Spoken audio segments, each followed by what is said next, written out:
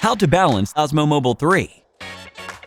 Unfold the gimbal, hold the motor of the tilt axis, and rotate the phone holder, keeping the DJI logo on the phone holder facing forward.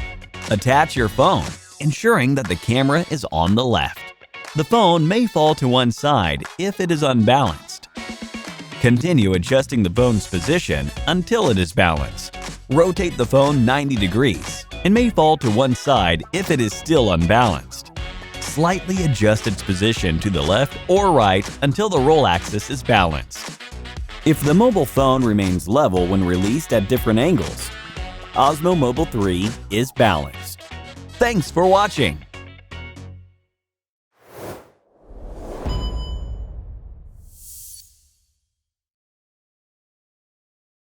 Hit the like button if this tutorial was helpful. If you need any support with your DJI gear, feel free to contact us via Facebook Messenger by following the link in the description.